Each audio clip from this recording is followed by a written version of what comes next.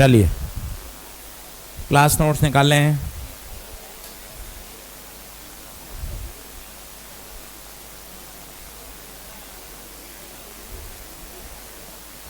चलो अब लास्ट दो टॉपिक बचे हैं, एक है मिरर और एक है ऑप्टिकल इंस्ट्रूमेंट। चलिए शुरू करते हैं भाई। सभी को गुड मॉर्निंग लिखें। अब हाँ, एक बात ध्यान रखिएगा, मिरर बहुत आसान टॉपिक है। अगर आप ध्यान से पढ़ेंगे तो आज 20 से 22 सवाल का होमवर्क कर सकते हैं। 2 दिन में तो स्फेरिकल मिरर पूरा हो जाता है, इसलिए बहुत ध्यान से एक एक कॉन्सेप्ट को समझिएगा और साथ साथ लिखना शुरू करिएगा। साथ साथ लिखिए। हम पढ़ रहे हैं आज स्फेरिकल मिरर। हम पढ़ रहे हैं स्फेरिकल मिरर। स्फेरिकल मिरर 2 तरह का होता है। एक होता है कॉनकेव मिरर और एक होता है convex mirror. Concave mirror, convex mirror.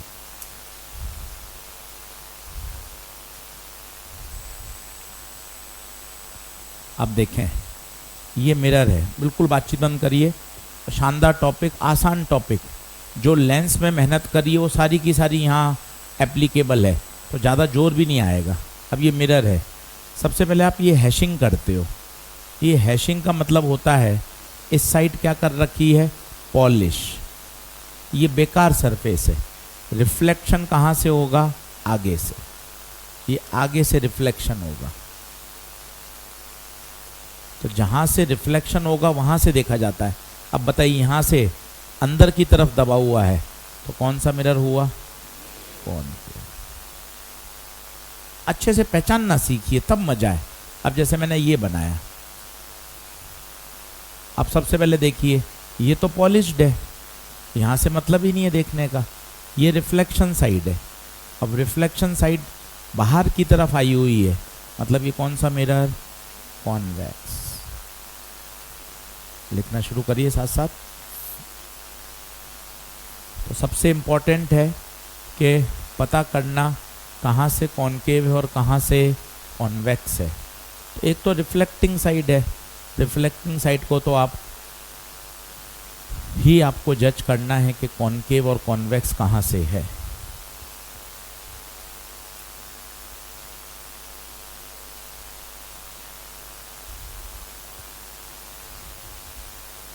अब जैसे कोई मिरर ऐसा आ जाए,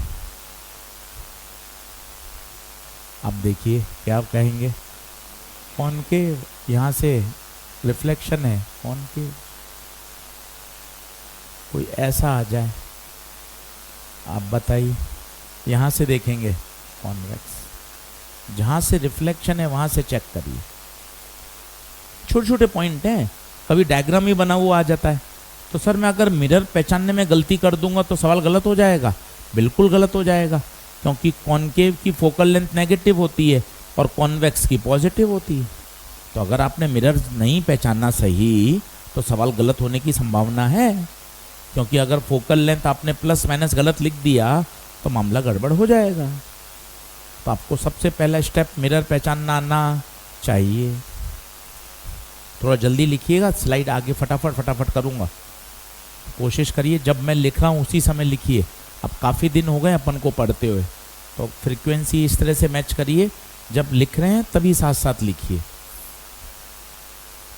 तो बताइए, स्फेरिकल मिरर कितने तरह के, 2, एक कॉनकेव और एक कॉन्वेक्स। यहाँ तो कोई दिक्कत नहीं।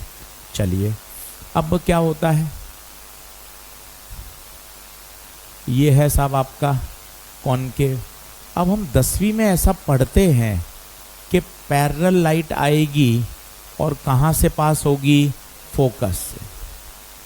आज ये बात अच्छे से समझ में जाइए। फ्राइडे का दिन है, सुबह 7:13 हुए हैं। सही बात सीखिए, पैरेलल लाइट फोकस से पास नहीं होती।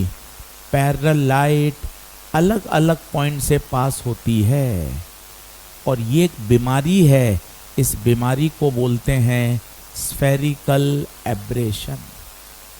ये गलत है आपको याद कि पैरेलल लाइट फोकस से पास होती है ना।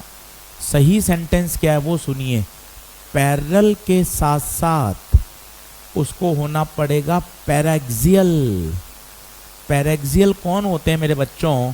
जिनका एंगल ऑफ इंसिडेंस 5 डिग्री से कम होता है। अब सही बात सीख के जाएंगे तब मजा आएगा। ये कॉनकेव मिरर, सब जनता बोर्ड पे देखिए, ये पैरेलल लाइट आई तो सर पैरेलल तो ऊपर भी आ रही थी, पर भाई वो पैराक्सियल नहीं थी। ये रे जिनका एंगल ज़्यादा होता है उन्हें बोलते हैं मार्जिनल रेज। तो पैरेलल के साथ साथ क्या होना जरूरी है? पैराक्सियल। तसल्ली से बोलिए, पैरेलल एंड पैराक्सियल। पैराक्सियल कौन? जिनका एंगल ऑफ इंसिडेंस बहुत छोटा हो।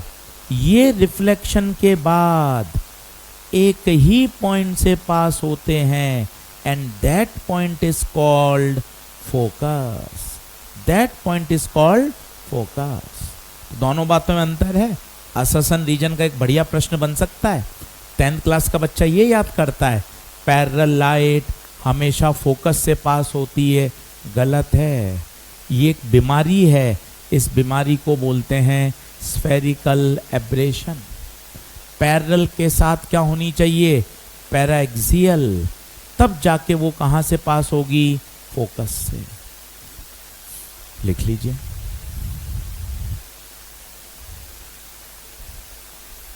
और ये फोकल लेंथ का फॉर्मूला कल भी मैंने आपको बताया था।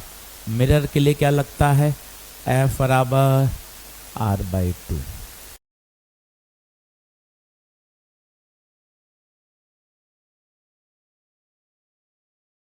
मॉड्यूल मिल रहे होंगे, देखिए एक बार मॉड्यूल का अपडेट दे दीजिए। सारे मॉड्यूल हमने यहाँ से डिस्पैच कर दिए हैं, ठीक है। एक भी बच्चा नहीं छूटा है, सब जो कल तक एनरोल हुए हैं उनके भी डिस्पैच कर दिए। हाँ, एक पार्ट ही मिला है, दूसरा पार्ट 15 दिन बाद भेजेंगे।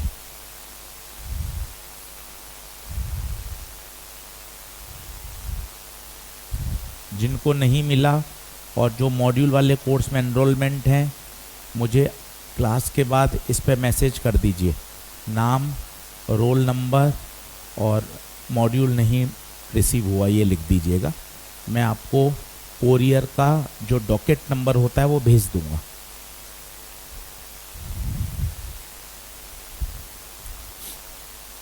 चलिए, तो पूरी बात बोलिए। सिर्फ पैरेलल लाइट फोकस से पास होगी, गलत सेंटेंस है मेरे बच्चों। पैरेलल के साथ साथ क्या होना पड़ेगा? पैराक्सियल। और कौन होता है पैराक्सियल? ऐसी रे जिनका एंगल ऑफ इंसिडेंस बहुत छोटा होता है, उन्हें क्या बोलते हैं? पैराक्सियल। और मिरर के लिए याद रखिए F बराबर क्या होता है? R/2। ओनली फॉर मिरर, वहाँ लिख लीजिएगा F बराबर R/2 is applicable only for mirror. बढ़ूँ आगे? तो अभी तक सिर्फ पहला फॉर्मूला बताया है F बराबर R/2, जो कि हमें ऑलरेडी पता था, मिरर के लिए एप्लीकेबल है। F बराबर R/2।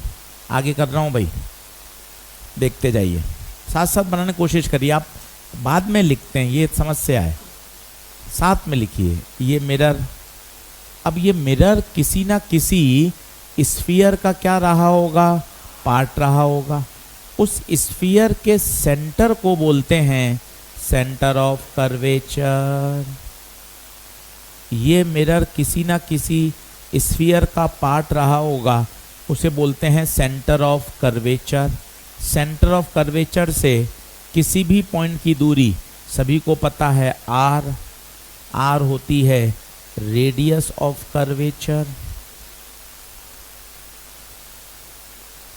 R होती है रेडियस ऑफ कर्वेचर। फिर ये है पोल, एक रेफरेंस पॉइंट है। अब खुद बताओ फोकस कहाँ होगा? इनके बीच में होगा। पूछो क्यों बीच में होगा? क्योंकि R/2 है, तो फोकल लेंथ R/2 है, तो फोकस बिल्कुल बीच में होता है।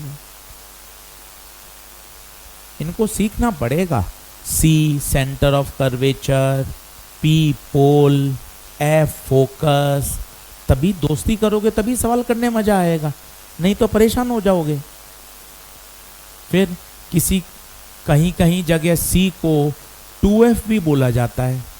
क्या बोल सकते हैं 2F? खुद सोचो, F का डबल करोगे तो C आ जाएगा ना। F है R/2, R/2 का डबल करिए तो R आ जाएगा। तो कभी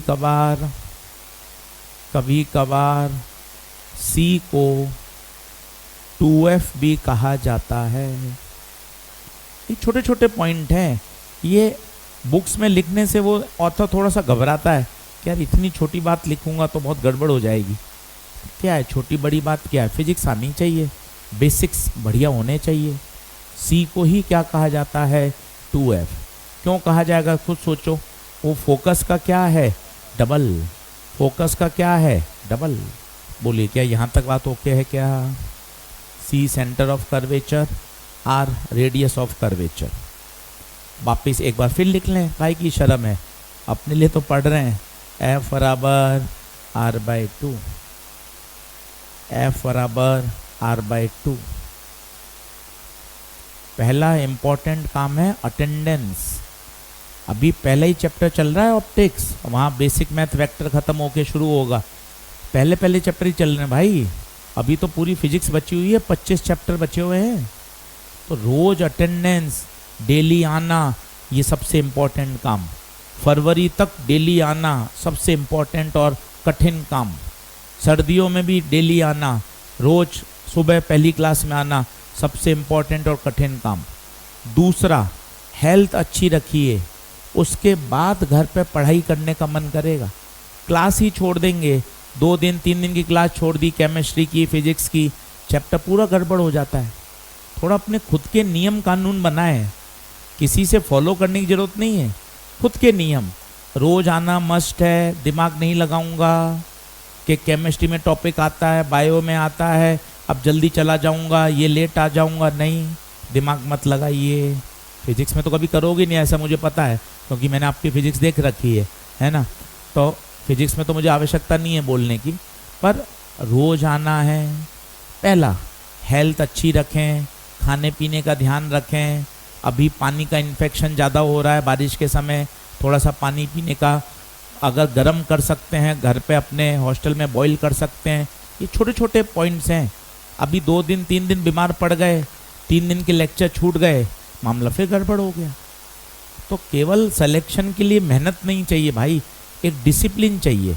और सफलता बोले तो सही आदत, छोटी छोटी सही आदत। समय पर उठना है, समय पर सोना। रात को 2 बजे तक पढ़ लिए, आपको लगा अरे यार मैं तो 2 बजे तक सर न्यूमेरिकल किए करंट इलेक्ट्रिसिटी के, बढ़िया लग रहा था, करते गए, बात अच्छी है।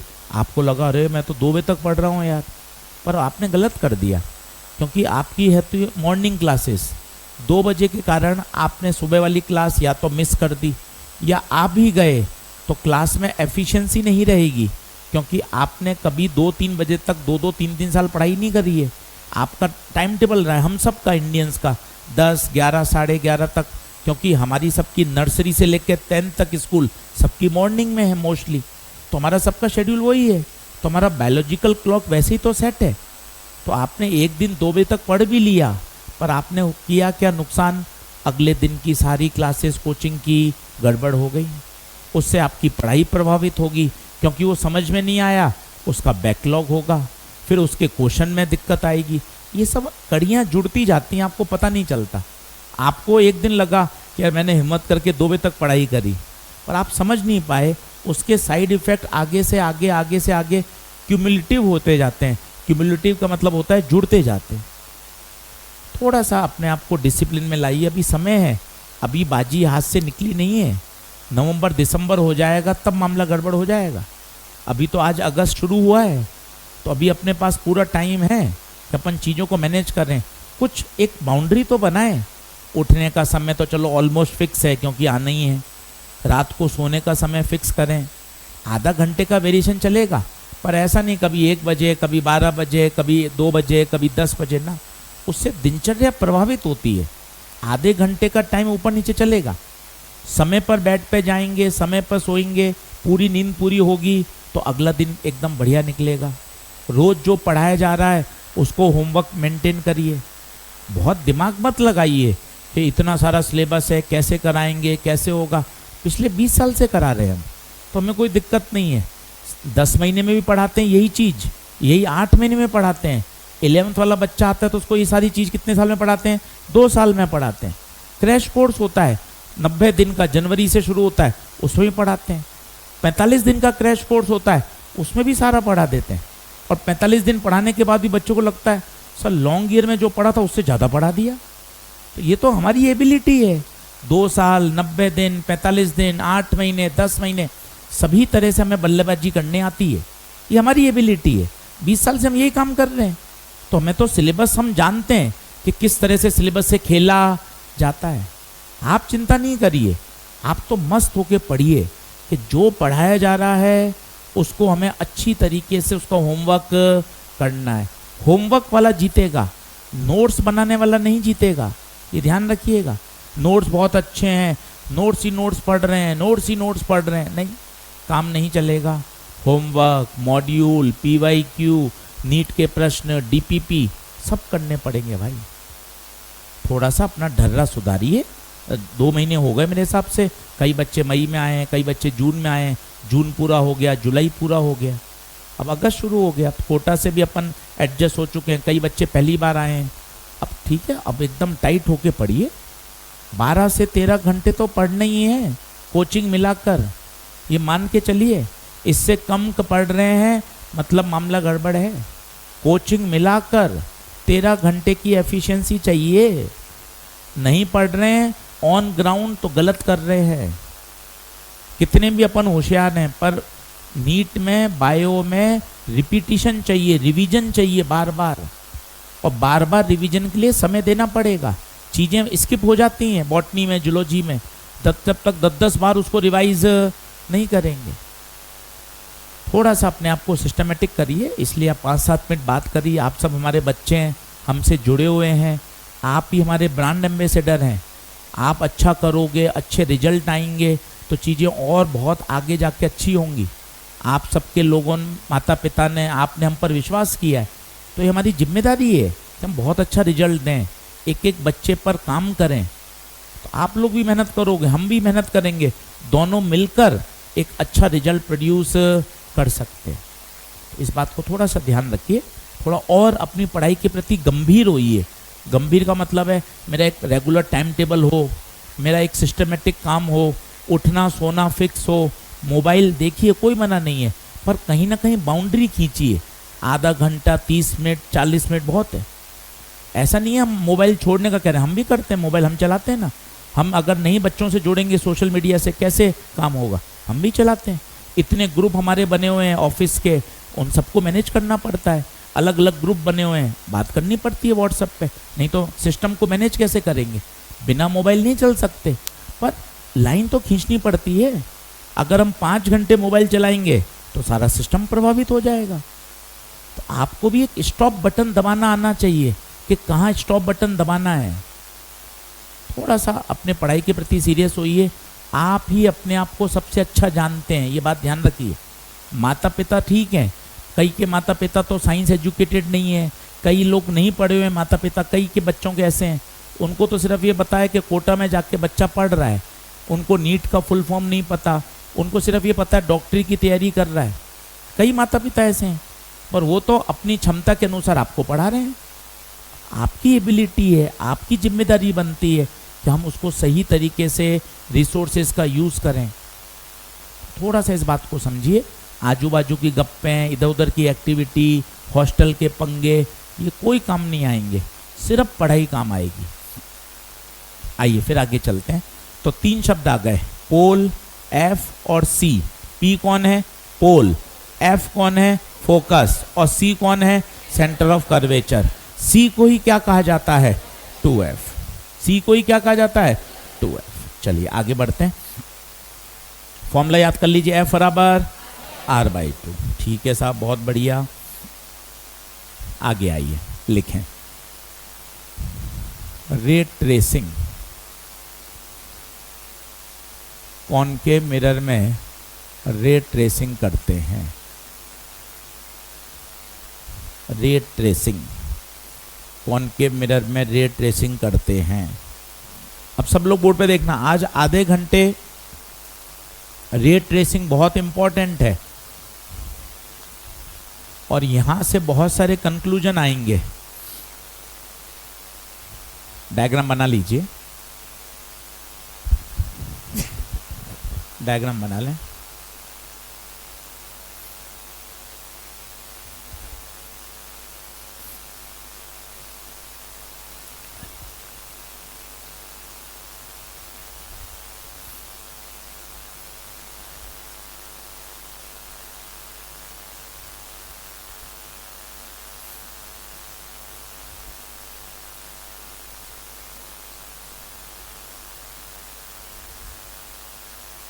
अब सीखना, यहाँ से इतने थ्योरेटिकल सवाल बनेंगे भाई, जब तक ये चित्र क्लियर नहीं होंगे तब तक मज़ा नहीं आएगा।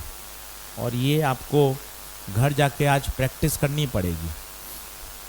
चारों में अंतर बताइए खुद बनाते बनाते, क्या चीज़ अंतर है? पोजीशन,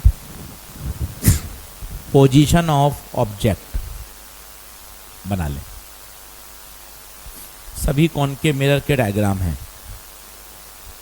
थोड़ा सा जल्दी जल्दी बनाएं। सभी कॉनकेव मिरर के डायग्राम हैं। ऑनलाइन आवाज़ साफ आ रही कि भाई? ऑडियो वीडियो क्लियर है? लाइव लेक्चर ओके है? बहुत बढ़िया। काफ़ी बच्चों ने टेस्ट नहीं दिया था, कल सभी बच्चों को टेली कॉलिंग कराई है। आप लोगों के पास फ़ोन भी आए होंगे जिन लोगों ने टेस्ट नहीं दिया था। आज सभी को मैसेज शूट भी होगा फादर के मोबाइल नंबर पे।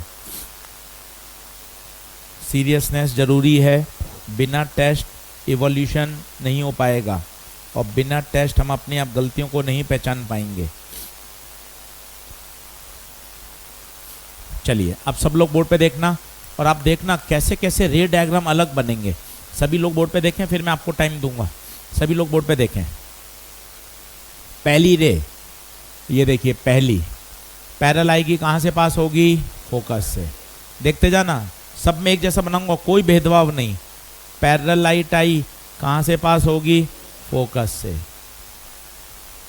पैरेलल लाइट आई, कहाँ से पास? फोकस से। पैरेलल लाइट आई, कहाँ से पास? फोकस। देख लो, सब एक जैसे, जानबूझ के चारों एक साथ बना रहा हूँ ताकि आपको पता चले कोई भेदभाव नहीं है। पैरेलल आई, फोकस से पास हुई। सभी लोग बोर्ड पे देखना, पेन का रंग बदल रहा हूँ और अब ले जा रहा हूँ लाइट को पोल पे, टक, ये पोल पे गई। अब जितने एंगल पे आई उतनी एंगल पर रिफ्लेक्ट। ये गलत कर दिया क्योंकि ये एंगल कम है और ये एंगल गलत कर दिया। तो सर फिर मैं क्या डी लेकर आऊँ क्या? नहीं, डी की जरूरत नहीं है, अंदाजन अंदाजन कर दे। इतने में आया, इतने में ही क्या कर दे? रिफ्लेक्ट। अब बता, क्या यहाँ दोनों रे कटी? जहां दोनों रे कटी वहां क्या बनेगी? इमेज। देख खुद बताओ, इमेज की नेचर बताओ। इमेज क्या रियल है? क्या इमेज इन्वर्टेड है? क्या छोटी है या बड़ी है? डिमिनिश। कैसी है? डिमिनिश। डिमिनिश है। और बताइए कहाँ बनी? F और 2F के बीच। आज घर जाके 1 घंटा इसी के साथ खेलें। दूसरा देखें, सेम कॉन्सेप्ट। पोल पे आ रहे, जितने एंगल पे आएंगे उतने ही एंगल पे जाएंगे। ये देखिए उतने एंगल पे रिफ्लेक्ट हुए। जहाँ कटी वहाँ क्या बनी? इमेज। खुद बताइए, इमेज, चिल्लाइए, बोलिए, रियल है क्या? रियल है क्या? इन्वर्टेड है क्या? एनलार्ज है क्या? और बताइए कैसी? बिहाइंड या बिटवीन इन्फिनिटी एंड 2f। और देखिए ये बहुत ज़बरदस्त होगा, एक बार रुकिएगा, ये बहुत ज़बरदस्त होगा। ये पोल पे आए, बहुत बड़े एंगल पे आए, बहुत बड़े एंगल पे ही जाएंगे। अब आप देखो भाई साहब, बोर्ड पे देखें, बोर्ड पे देखें, बोर्ड पे देखें। सभी को मम्मी का समय, बोर्ड पे देखिए, बोर्ड पे देखिए। ये दोनों लाइट आगे जाके मिलेंगी ही, कहाँ बढ़ाएंगे? पीछे, ये पीछे बढ़ाया, ये पीछे बढ़ाया, जहां मिली वहां क्या बनी, वर्चुअल या रियल, इरेक्ट या एनलार्ज। भाई साहब इसे बोलते हैं डेंटिस्ट जो मिरर यूज करता है वो यही होता है, शेविंग मिरर जो होता है वो यही होता है, मेकअप मिरर जो होता है वो भी यही होता है। आप देखिए चेहरा कैसा दिख रहा है, चेहरा बड़ा और सीधा, मेकअप करना है तो चेहरा बड़ा और सीधा दिखेगा तो बहुत फाइन मेकअप कर पाएंगे। डेंटिस्ट जो यूज करता है वो चम्मच के आगे मिरर लगा रहता है तो दांत कैसा दिख रहा है, देखिए ये आपका दांत है जो सड़ा हुआ है, कैविटी है जिसमें, और ये दांत कैसा दिख रहा है, बड़ा और सीधा। तो वो लिखेगा a dentist uses a mirror, तो आपको चमकना चाहिए। कौन सा मिरर है, कॉनकेव। बनाना शुरू करिए। 2F वाला तो सभी को पता है, 2F पे रखते हैं तो इमेज कहाँ बनती है, 2F पे ही बनती है।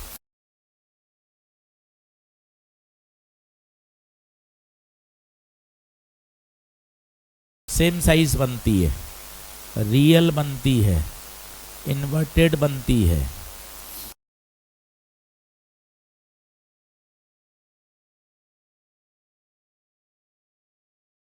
अब रे ट्रेसिंग से कितने प्रश्न सॉल्व होते हैं वो आप देखना आप, कि इसके बिना काम ही नहीं चलेगा।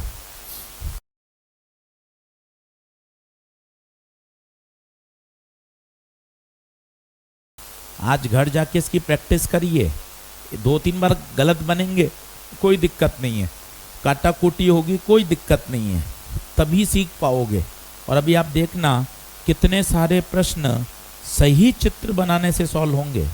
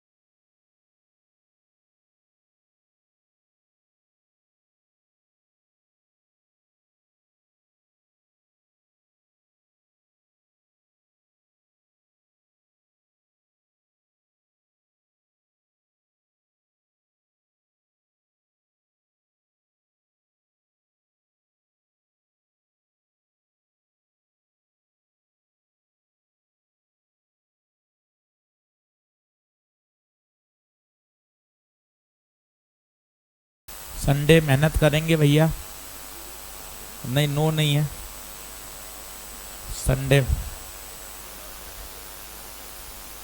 तो कोई एक्स्ट्रा क्लास है कि इसी की, वाजपेयी सर की है, ठीक है तो अच्छी बात है। फिर तो जब जूलॉजी की होगी तो उसके साथ ही पढ़ लोगे। फिर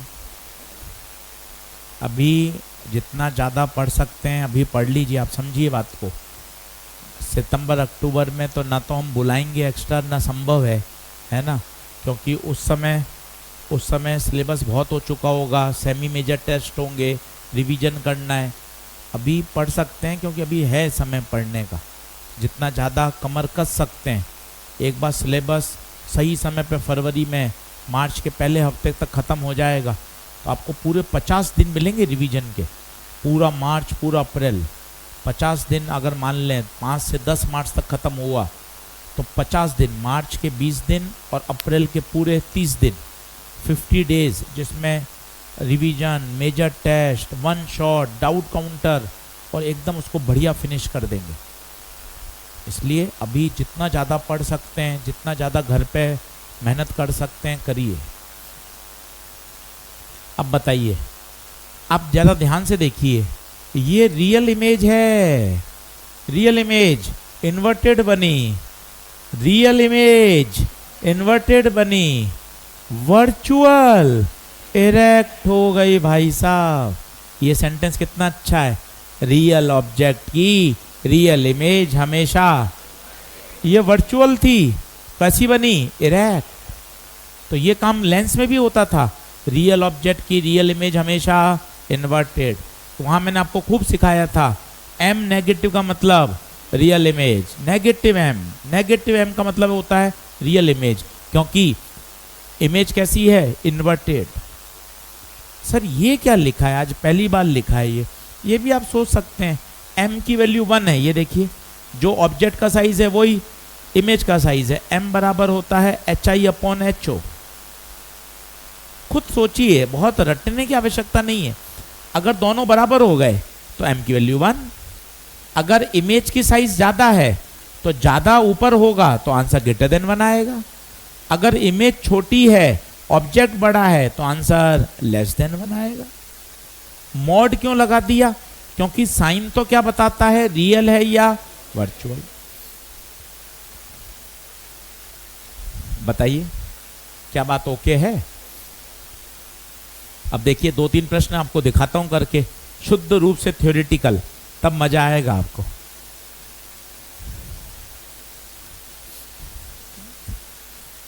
और बताइएगा क्या क्या केस पॉसिबल है।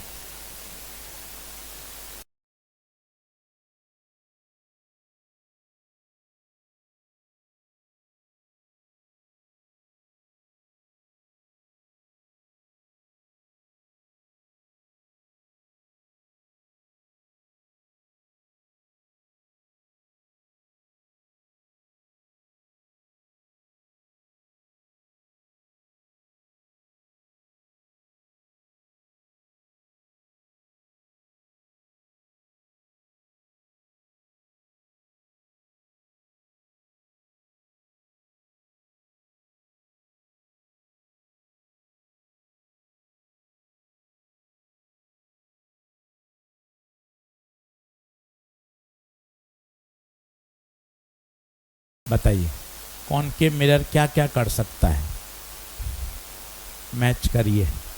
ए किससे मैच करेगा, पी से, क्यू से, आर से, एस से, टी से। अब वही बच्चा कर सकता है जिसको ये पता हो। देखना आप घर जाके क्यों आधे घंटे आज आपको ये घिसना है, वो देखिए। क्या बड़ी इमेज बनाता है, छोटी बनाता है, इन्वर्टेड बनाता है, इरेक्ट बनाता है, सब काम करता है। देखिए छोटी बड़ी सीधी सारी इमेज बना रहा है। ये देखिए एक और बनाता हूं, erect and enlarge, erect and diminish. अब बताओ कौन सा होगा, सारे सही है क्या। ऊपर फोटो हैं, देखते जाओ, बताओ मैग्नीफाइड थी, बड़ी थी, छोटी थी, रियल थी, वर्चुअल थी, इरेक्ट और एनलार्ज। कौन से वाला, शेविंग मिरर, इरेक्ट और इरेक्ट के साथ डिमिनिश नहीं है। डिमिनिश है तो सही, पर ये इन्वर्टेड है, इरेक्ट के साथ डिमिनिश नहीं बना रहा। औकात ही नहीं है भाई की, इरेक्ट भी हो और डिमिनिश हो नहीं। अच्छा इन्वर्टेड में तो औकात है, इन्वर्टेड में छोटी भी बड़ी भी, पर इरेक्ट में केवल बड़ी, इरेक्ट में छोटी बनाने की औकात। तो बताइए आंसर किससे मैच करेगा, ए मैच करेगा P, Q, R, S, T, U से मैच नहीं करेगा। अब ये वही बच्चा आंसर दे सकता है जिसको ऊपर रे ट्रेसिंग डायग्राम क्लियर है, नहीं तो आपको ये रटना पड़ेगा। आपको अब पता चलना चाहिए, डेंटिस्ट शब्द आ जाए आप तुरंत बोलिए कॉनकेव मिरर, तुरंत बोलिए। डेंटिस्ट शब्द आते ही मिरर कौन सा? कॉनकेव। ऑनलाइन वाले बच्चे बताओ भाई, ऑनलाइन वाले बच्चे बताइए। दिव्या, कृष्णा, मानवी, दिशा, हाँ यू रॉन्ग है, बहुत बढ़िया। PQRST बिल्कुल सही। साहिल कुमार, अजीत यादव, रुद्र, निखट, रामेश्वर, आदित्य राज, शिवांशु रॉय, बहुत सही, बहुत बढ़िया। यू छोड़ के सारे सही हैं, बिल्कुल सही। PQRST all okay, you wrong है। बढ़ो आगे। अब अगला देखना, सब थ्योरेटिकल सवाल है, तब आपको पता चलेगा कि यार क्यों इतना रे ट्रेसिंग जरूरी है। करूं क्या आगे? चलिए देखें अगला। अगला देखिए,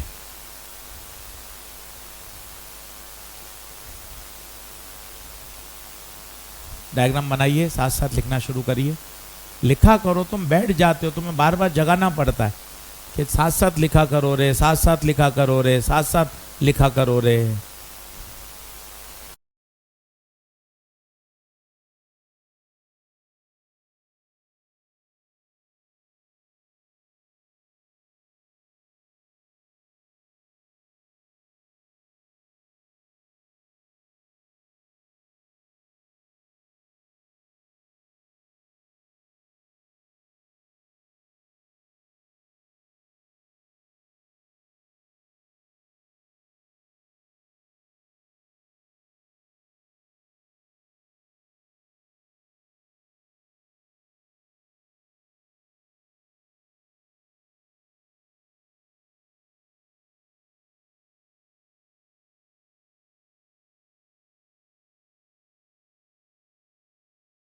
देखना कितना प्यारा सवाल है। सवाल क्या कह रहा है? ऑब्जेक्ट मिरर की तरफ अप्रोच कर रहा है, फोकस तक आ रहा है, और आपसे पूछा गया बताओ वेलोसिटी ऑफ इमेज कितनी होगी। IIT का क्वेश्चन है, पर आप देखें कितना कंसेप्चुअल है। सभी लोग बोर्ड पे देखना, पेन पेंसिल छोड़ना और मुझे बताना। ऑब्जेक्ट है बहुत दूर, यहां है। एक बार डायग्राम देखिए, पन्ने पलटिए, मुझे बताइए जब ऑब्जेक्ट इन्फिनिटी और 2f में होता है, पहला डायग्राम देखिए, पहला बताइए इमेज कहाँ बनती है? छोटी बनेगी या बड़ी? और नहीं आता रहा तो ऐसे सोचिए, इन्फानाइट के पास ऑब्जेक्ट है तो इमेज फोकस के पास बनेगी। इमेज फोकस के पास, छोटी या बड़ी? डायग्राम नंबर 1 देखो, हर चीज है, बिना डायग्राम काम नहीं आएगा। पहला डायग्राम देख लो, ऑब्जेक्ट था इन्फानाइट और 2f में, इमेज बनी f और 2f के बीच में, पहला देख लो। अब आना अगला, ऑब्जेक्ट को ले आओ 2f पर, बताओ इमेज कहाँ? कैसी साइज? कैसी साइज? बहुत बढ़िया, सेम साइज, सेम साइज। ये O1 का मतलब ऑब्जेक्ट 1 पर है तो इसकी इमेज ये रही I1। ऑब्जेक्ट 2 पर है तो इमेज 2 पर। ऑब्जेक्ट और आगे जा रहा है, ऑब्जेक्ट आगे जाता जा रहा है, ऑब्जेक्ट आगे जाता जा रहा है। अब ऑब्जेक्ट आ गया यहां, ईमानदारी से डायग्राम नंबर 2 बताइए। 2f और f के बीच में होती है तो कहां बनती है? पीछे, पीछे, पीछे, और कैसी? बड़ी। ये देखिए, अब इमेज की वेलोसिटी देखना, पहले यहां थी, फिर इमेज यहां थी, फिर इमेज यहां थी, जोड़ दीजिए, देखिए कैसी जा रही है इमेज? पीछे। और इमेज का साइज क्या हो रहा है? बड़ा। कौन सा ऑप्शन? कितना प्यारा सवाल है, एक बार और समझाऊंगा अभी। पहले इमेज छोटी थी, पहले इमेज छोटी, फिर इमेज सेम साइज, फिर इमेज बड़ी, इन सबको मिला दीजिए तो इमेज ऐसे टेढ़ी जाएगी। सर टेढ़ी क्यों जा रही है? क्योंकि इमेज लगातार क्या होती जा रही है? मैग्नीफाई। क्या होती जा रही है?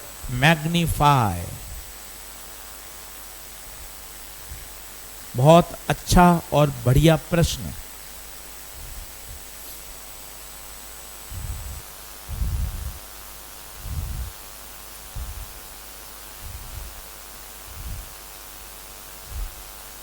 बताइए क्या बात ओके है?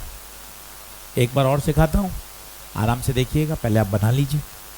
ये ऑब्जेक्ट ऐसा आ रहा है, ये देखिए, ये रहा ऑब्जेक्ट, ये ऑब्जेक्ट है, हमारा भी ऑब्जेक्ट वैसे ही आ रहा है। देखिए पहले यहाँ था, फिर यहाँ आया, फिर यहाँ आया। सर आपने अप टू फोकस क्यों बोला? अप टू फोकस है क्योंकि जैसे ही इधर चला जाएगा इमेज पीछे चली जाएगी, याद करिए। इमेज फिर शेविंग मिरर वाली पीछे बनेगी। प्योर कंसेप्चुअल प्रश्न, मतलब मजा आता है अगर ऐसी फिजिक्स आप सीखेंगे तो।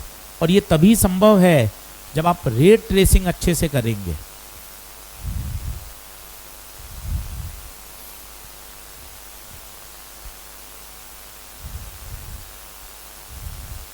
बोले क्या बात यहां तक ओके? बता दो बता दो।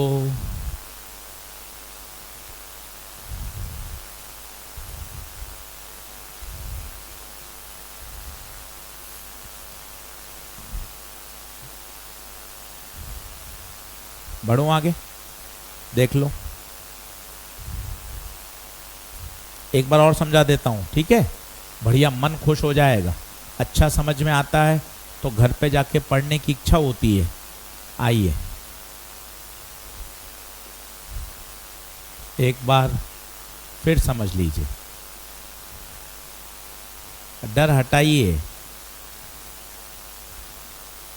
फिजिक्स पे हम सबका हक है, केवल टॉपर बच्चा फिजिक्स नहीं पढ़ेगा, हम सब पढ़ सकते हैं, सब अच्छे नंबर ला सकते हैं। आइए देखिए बोर्ड पर, अब 3 डायग्राम बनाइएगा, 3 डायग्राम, बस आपका काम हो जाएगा। और ऐसे बताता हूं जो आपको 9वीं कक्षा 10वीं कक्षा वाला बच्चा भी समझ सकता है। अब आप बताना, ऑब्जेक्ट इन्फिनिटी के पास है, तुक्का मारिए, इमेज फोकस के पास। ऑब्जेक्ट 2f पर है तो इमेज 2f। अब आपको पता है सेम साइज, तो आप खुद दिमाग लगाइए। भाई साहब इमेज छोटी से बड़ी हुई है, मतलब इमेज क्या होती जा रही है? एनलार्ज होती जा रही है। और ऑब्जेक्ट फोकस के करीब तो इमेज इन्फिनिटी के करीब। खत्म, तीनों को जोड़ दीजिए। ये देखिए कितना प्यारा सवाल है। सिर्फ 3 इमेज बनाइए। एक बार ऑब्जेक्ट को रखिए इन्फिनिटी के आसपास, एक बार रखिए 2f पर, एक बार रखिए फोकस के आसपास। अपने आप आपको इमेज दिखना शुरू हो जाएगी। हाँ जी,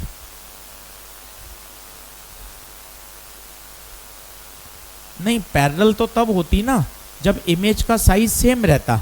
जैसे ऑब्जेक्ट पैरेलल जा रहा था क्योंकि उसका ऑब्जेक्ट का साइज नहीं बदल रहा है। अगर इमेज का साइज नहीं बदलता तो आप बोलते ऐसे जा रही है पैरेलल, पर इमेज तो कैसी होती जा रही है? बड़ी बड़ी बड़ी होती जा रही है। अगर इमेज का साइज सेम रहता तो आप बोलते कैसे जा रही है? पीछे और पैरेलल। जा तो पीछे रही है पर वो बड़ी होती जा रही है, इसलिए सही ऑप्शन कौन सा है? बी। आई बात समझ में? जैसे ऑब्जेक्ट सीधा जा रहा है क्योंकि ऑब्जेक्ट का साइज बदल नहीं रहा है। ये देखिए,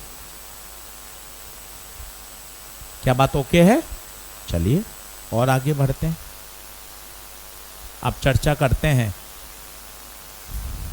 कॉन्वेक्स मिरर की चर्चा। वो सारे कॉनकेव मिरर थे, अब पढ़ रहे हैं कॉन्वेक्स।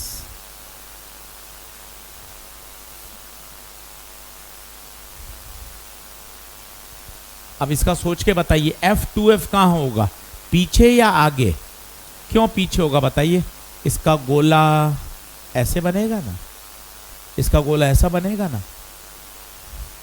चलिए अब इसमें बहुत इंटरेस्टिंग बात है, सभी बुक्स में कॉन्वेक्स मिरर का एक ही केस गिवन है। अब ये थोड़ा सा बढ़िया बात है, उसको आप सीखना, मजा भी आएगा कि यार एक ही केस क्यों गिवन है, जबकि कॉनकेव के तो आपने इतने सारे केस बनाए।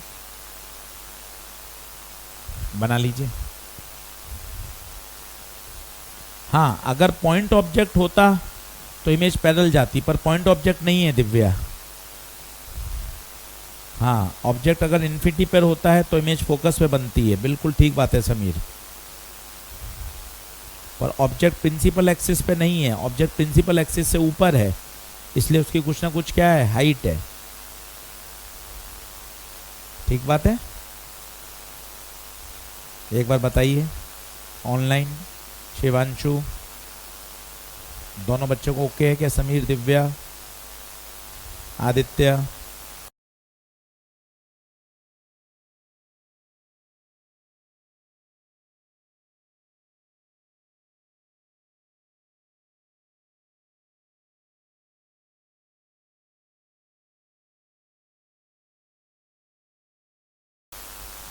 अब मेरा प्रश्न आप समझे नहीं, बहुत इंटरेस्टिंग प्रश्न है।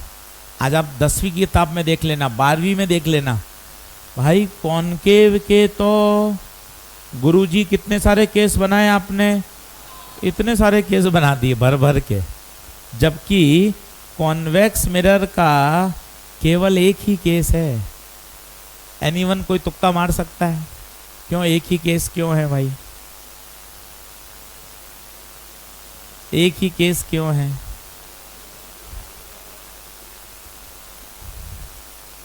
सुनोगे कारण मजा आएगा सुनना।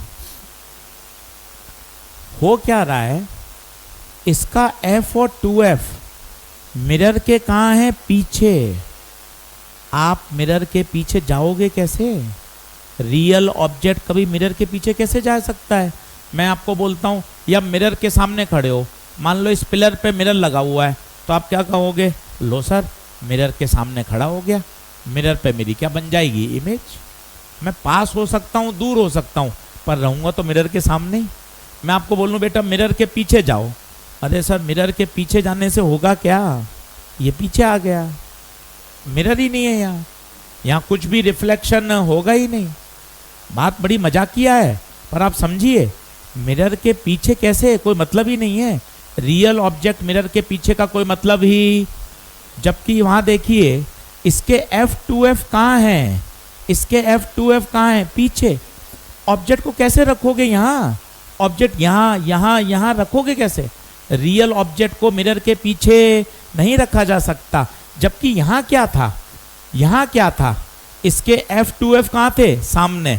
मैंने इन्फिनिटी 2F के बीच में रखा, 2F और F के बीच में रखा, F पे रखा, F और पोल के बीच में रखा। मेरे पास इतनी वैरायटी थी, परंतु वहां पे मेरे पास कोई वैरायटी ही क्यों नहीं है? थोड़ा और सोचिए, क्योंकि उसके F और 2F कहाँ है? पीछे। और रियल ऑब्जेक्ट को मिरर के पीछे नहीं रखा। जैसे उदाहरण के तौर पर मैं आपको बोलता हूं, जा बेटा बाल बना के आ, मिरर के सामने खड़े होकर, तो तू मिरर के जाएगा, सामने बाल बना लेगा। मिरर के सामने जाएगा ना, क्या बोल रहा हूं? मिरर के सामने जाएगा ना भाई, मिरर के पीछे तो कोई मतलब ही। सर ये है ना मिरर के पीछे, भाई ये वर्चुअल है, मिरर के पीछे रियल कुछ हो ही नहीं सकता। मिरर के आगे रियल दुनिया होती है, मिरर के पीछे की दुनिया चेक कर। ये मिरर के सामने था, रियल इमेज, मिरर के सामने था, रियल इमेज, मिरर के पीछे। तो रियल ऑब्जेक्ट को मिरर के पीछे रख ही नहीं सकते, और रियल इमेज भी हमेशा सामने ही बनेगी, पीछे कभी बनी ही नहीं सकती। क्या बात समझ रहे हैं क्या? इस बात का विशेष ध्यान रखिए। ये हम सारी चर्चा किसके लिए कर रहे हैं? Real object. किसके लिए कर रहे हैं? ये देख, मैंने सब लिखा हुआ है, रियल ऑब्जेक्ट। सभी बुक्स में कॉन्वेक्स मिरर का एक ही केस है। पूछो क्यों? क्योंकि पीछे की दुनिया कैसी है? वर्चुअल। पीछे जाके आप रियल ऑब्जेक्ट को रख नहीं सकते। क्या आप मेरी बात समझ पा रहे हैं क्या? अब देखिए कितना शानदार चित्र बनेगा। ये देखिए, ये पैरेलल लाइट आई फोकस से पास, ये क्या कर दिया सर? पैरेलल फोकस से पास होगी, पर सर ये मिरर को तोड़ के थोड़ा निकल जाएगी, रिफ्लेक्शन होगा। गुरुजी आप भी सुबह सुबह नशे में हो गया, यहाँ से थोड़ी ना जाएगी, इधर जाएगी। हाँ, इसको पीछे बढ़ाएंगे तो फोकस। याद करिए, मिरर से रिफ्लेक्शन होता है, मिरर से आर पार थोड़ी ना होती लाइट। दूसरी लाइट बनाइए, दूसरी पोल पे आई, ये रिफ्लेक्ट हुई। अब सोच के बताएं, जो रिफ्लेक्टेड लाइट है, एक तो ये है और एक ये है, खुद बताएं क्या आगे जाके मिल रही है क्या? मिल रही है क्या? क्या कर रहा है ये, डाइवर्ज या कन्वर्ज? खुद देखो, ये मैंने डार्क कलर से रिफ्लेक्टेड बना दी, खुद बताओ क्या कर रहा है।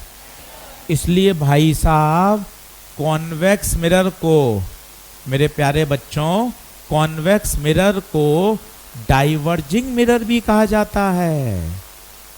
मेरे बच्चों कॉन्वेक्स मिरर को, ये देख लो रेस को क्या कर रहा है, डाइवर्ज। और खुद बताइए इमेज कहाँ बनेगी, खुद कोशिश करिए कहाँ बनेगी। इसको पीछे बढ़ाया, इसको पीछे बढ़ाया, क्या यहाँ बनेगी? जल्दी से बताएं कैसी, कैसी? डिमिनिश। कैसी? वर्चुअल। कैसी? इरेक्ट। भाई साहब वर्चुअल है तभी तो क्या है, इरेक्ट है। और देखो वर्चुअल हमेशा कहाँ बनती है, मिरर के पीछे। और इसी को बोलते हैं बच्चों रियर व्यू मिरर। इसी को बोलते हैं बच्चों रियर व्यू मिरर। ये सब काम के हैं, बिना इसके सवाल सॉल्व नहीं कर पाओगे। इसलिए आज घर जाके मेरा कहना मानना, ये सारे रे ट्रेसिंग करना। रियर व्यू एक बार बोर्ड पे देखो, रियर व्यू मिरर कौन सा होता है?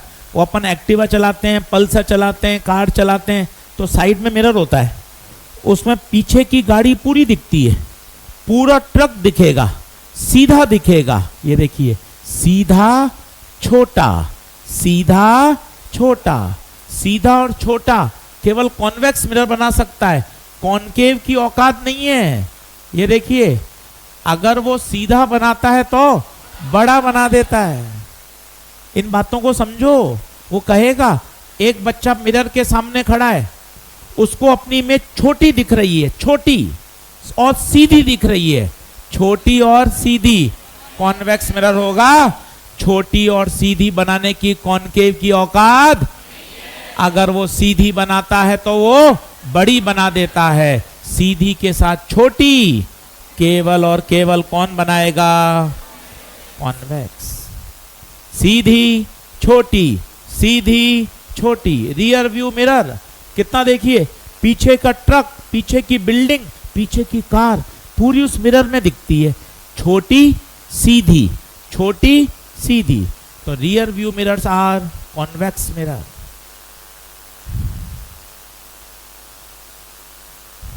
तो ध्यान रखिएगा कॉन्वेक्स मिरर को रियर व्यू मिरर भी कहते हैं, कॉन्वेक्स मिरर का दूसरा नाम डाइवर्जिंग मिरर भी है। ये सारी बातें काम की हैं। कोई सोच के बताएगा इसके लिए m की वैल्यू, सोच के बताओगे? m की वैल्यू क्या पॉजिटिव होगी? क्यों? वर्चुअल है। और लेस देन 1 होगी, क्यों?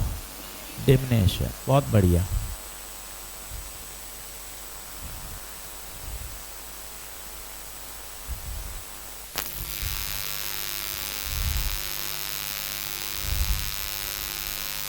आवाज आ रही है क्या भाई ऑनलाइन?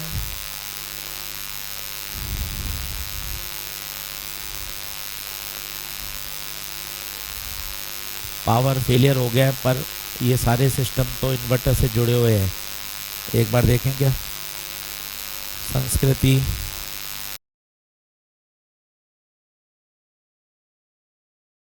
चलिए आगे बढ़ें क्या? देख लो भाई, अगला प्रश्न बताऊं?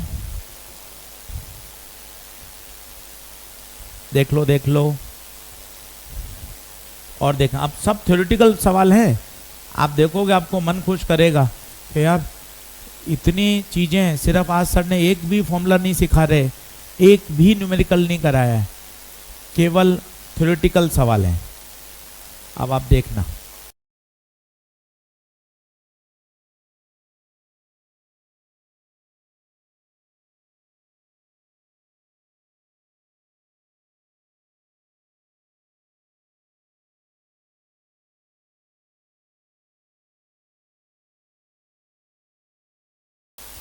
कॉलम मैचिंग करने, ये वही बच्चा कर सकता है जिसको सारे रे ट्रेसिंग बढ़िया आएंगे। इसलिए आज रे ट्रेसिंग पर दमदार मेहनत करें। और वहीं से सारे प्रश्न निकल के आते हैं।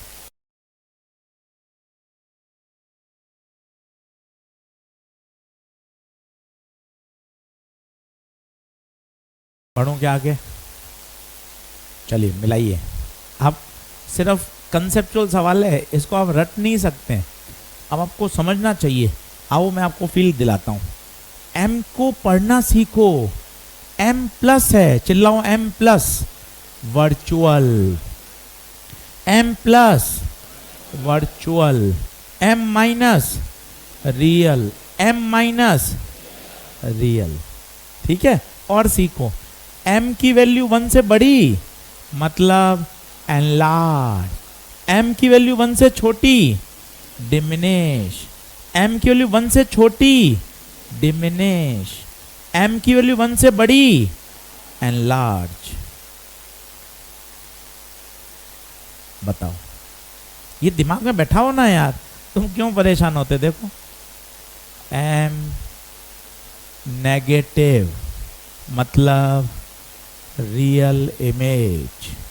कब सीखोगे? बूढ़े हो रहे हो, रोज उम्र बढ़ रही है, सोचो ना, ड्रॉप हो चुके हैं, 12वीं पढ़े हुए 5-5 साल हो गए, अब तो सीखो यार। कब सीखोगे फिर बताओ? एम नेगेटिव, एम पॉजिटिव, कब सीखोगे बताओ? फिर कब मौका आएगा? Virtual image.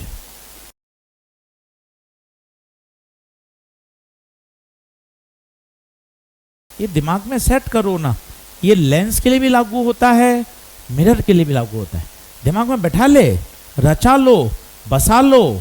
एम की वैल्यू नेगेटिव मतलब रियल इमेज, एम की वैल्यू पॉजिटिव मतलब वर्चुअल इमेज। ये सारी बातें किसके लिए करते हैं?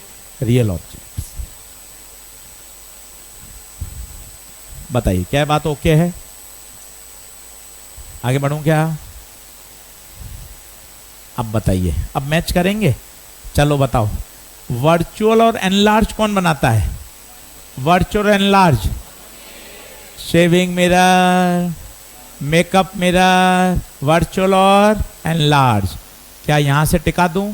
पी पी ओ ओ ओके ओके ओके, ये ठीक है। वर्चुअल और डिमिनिश, वर्चुअल और डिमिनिश कॉन्वेक्स, रियल और डिमिनिश कॉनकेव, रियल और एनलार्ज कॉनकेव। सर समझ नहीं पा रहे, रियल और डिमिनिश, रियल और एनलार्ज, सबके आंसर यहाँ हैं, सबके आंसर यहाँ हैं। ये एकदम बढ़िया आना चाहिए, जितनी बार ये बनाएगा उतना मजा आएगा। सबके आंसर यहाँ है। देख, रियल और डिमिनिश, रियल और एनलार्ज सब लिखा हुआ है। हूँ मत कर, ऐसे मत कर, ये देख बना हुआ है सब। मेरे क्या होगा, लग गई, ऐसे नहीं। ये देख, रियल और डिमिनिश, रियल और enlarge, real diminish, real enlarge, दोनों कॉनकेव बना सकती हैं। कॉन्वेक्स की औकात नहीं है, नहीं है उसकी औकात। रियल डिमिनिश, रियल और एनलार्ज। अब बताइए, बाकी तो अब सारा मैच हो रहा है, तो बताओ ए किससे मैच होगा? ए क्यू से, और वर्चुअल है तो एस। बी किससे होगा? बी पी और एस। सही है, प्लस का मतलब वर्चुअल है, ठीक है। सी बताओ? सी क्यू और आर, और डी, डी रियल है तो आर आएगा, और कॉनकेव है क्यू आर। देख लो भाई, ये भी थोड़ा कच्चा पक्का ही रहेगा। पक्का तभी होगा जब घर पे रे ट्रेसिंग करोगे। बिना रे ट्रेसिंग के समझ में नहीं आएगा भाई, बिना रे ट्रेसिंग के नहीं आएगा।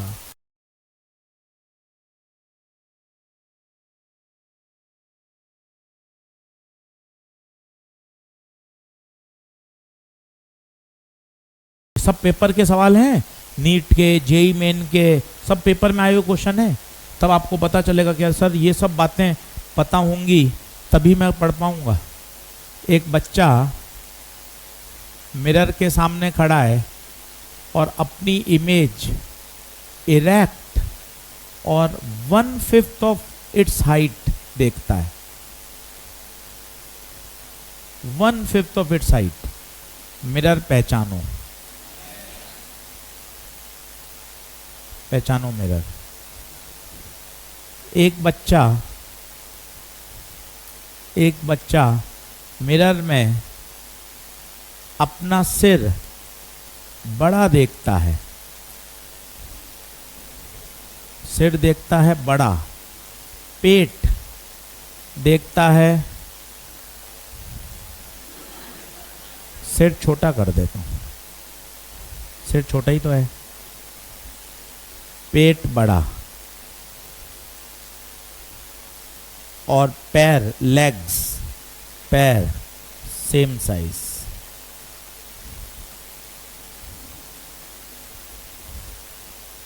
अब बताइए मिरर कौन सा है?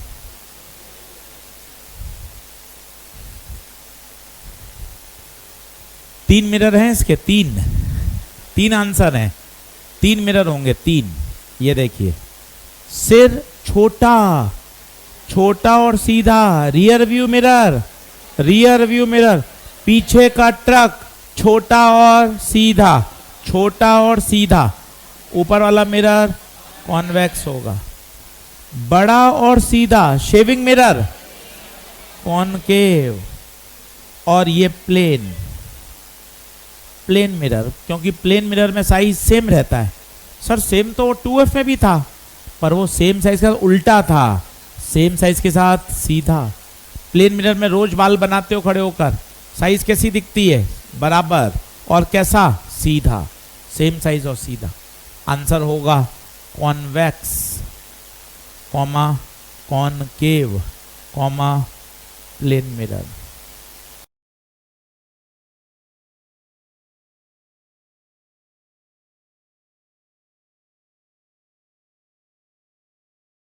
ऊपर वाले का आंसर बताओ, ऊपर वाले का आंसर बताओ।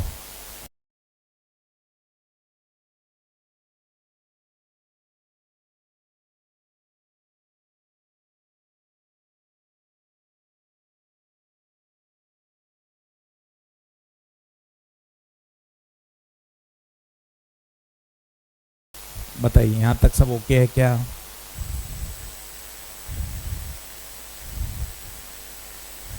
बढ़ूं क्या आगे? देख लीजिए।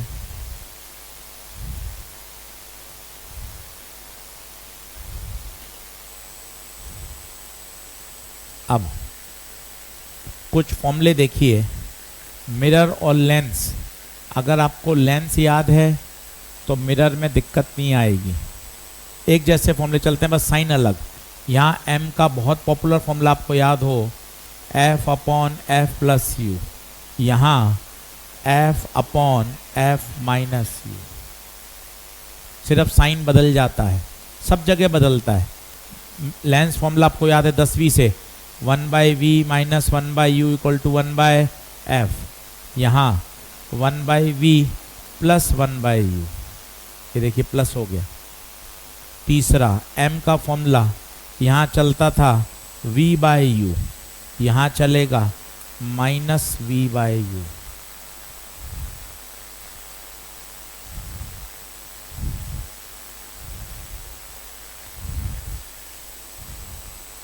सारे फॉर्मूले में प्लस माइनस का चेंज है, जो भी आपको याद है। वेलोसिटी का याद हो तो यहाँ सिखाया था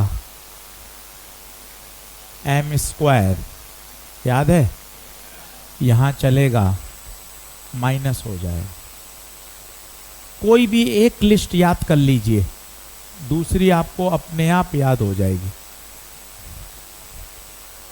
साइन देख लीजिए, साइन बदल रहे हैं, ये माइनस हो गया, ये चेंज हो गया, ये चेंज हो गया, ये चेंज हो गया। पावर, लेंस में पावर होती है 100/f, जबकि मिरर में बताइए -100/f। कोई भी एक लिस्ट आप अच्छी याद कर लीजिए, दूसरी लिस्ट में आपको परेशानी नहीं आएगी। आज एक भी न्यूमेरिकल नहीं कराया, सोचो आप, केवल थ्योरेटिकल बातें सिखाई हैं। तो घर जाकर इनको रफ कॉपी में बना बना के याद करोगे तब मज़ा आएगा, क्योंकि अगला लेक्चर चलेगा केवल न्यूमेरिकल का। संडे को क्लास होगी तो अनाउंसमेंट हो जाएगा, आपको परेशान नहीं होना है। जूलॉजी की होगी तो जूलॉजी की लगेगी, फिजिक्स होगी तो अनाउंसमेंट हो जाएगा, आपको अलग से पैनिक नहीं होना है।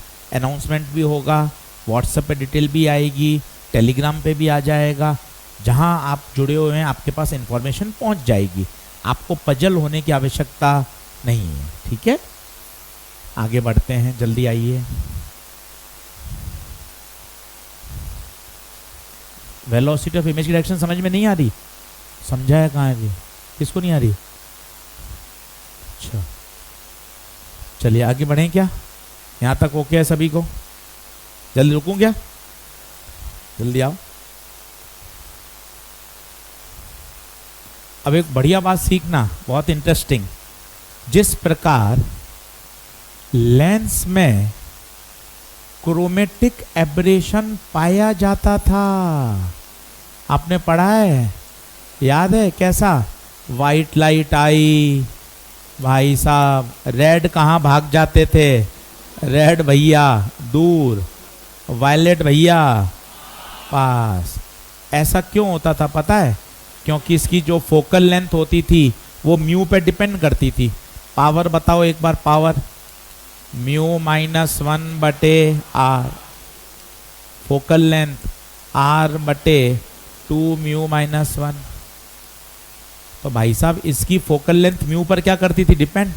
सभी कलर के लिए म्यू क्या होता था? अलग अलग।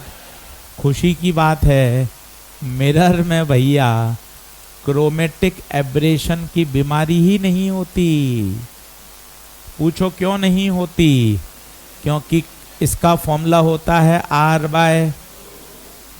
पर डिपेंडेंसी ही नहीं है। क्या बातें समझ में आती हैं? और बढ़िया बात, लेंस को पानी में डुबो देते थे तो उसकी फोकल लेंथ चेंज हो जाती थी। याद करो, 1/f mu lens mu surrounding. तो पानी में डुबोने पर इसकी फोकल लेंथ बदल जाती थी क्योंकि सराउंडिंग बदल जाता था। परंतु फिर से फायदा, मिरर को लिक्विड में इमर्ज करने पर फोकल लेंथ नहीं बदलती। पूछो क्यों नहीं बदलती? क्योंकि फॉर्मूले में म्यू आई ही नहीं रहा। ये बहुत अच्छा सवाल है। मिरर को पानी में डुबोने पर फोकल लेंथ नहीं बदलती, मिरर में क्रोमेटिक एब्रेशन की बीमारी भी नहीं होती। दोनों ही सवाल बहुत प्यारे हैं। ये तो अभी रिसेंटली जेई मेन में 2025 में आया, मिरर को पानी में डुबोने पर फोकल लेंथ नहीं बदलती। हाँ भाई, ऑनलाइन वाले बच्चों लिख लिया क्या? एक बार चैट पे बताओ।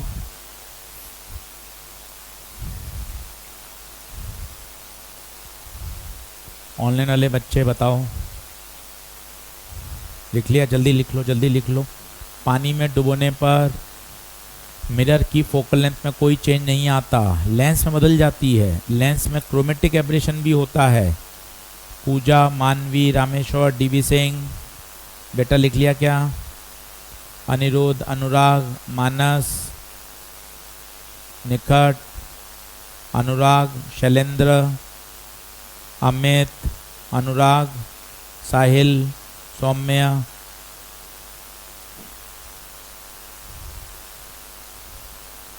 बताइए यहाँ तक ओके? अब होमवर्क लिखिए 1.2 पूरी। इसमें जितने थ्योरेटिकल सवाल हैं वो सारे कर सकते हैं। न्यूमेरिकल वैसे तो बन जाएंगे सारे, पर मैंने न्यूमेरिकल नहीं कराया है इसलिए अभी आप नहीं करें, पर जितने थ्योरेटिकल सवाल हैं वो सारे कर लीजिए।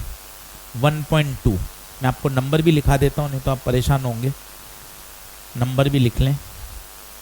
1.2 लिखें। पहला, दूसरा, तीसरा, चौथा, सातवां, उसके बाद 18, उसके बाद 23। ये सारे थ्योरेटिकल सवाल हैं जो आपसे बन जाने चाहिए। आज हमने सिर्फ थ्योरी पढ़ी है। इसी में लिखिए exercise number 4, question number 9, exercise number 4 question number 9।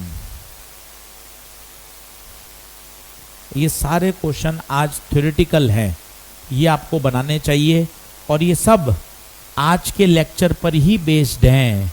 ये आपने रेट ट्रेसिंग एक बार अच्छे से समझ ली तो आपका काम बढ़िया हो जाएगा।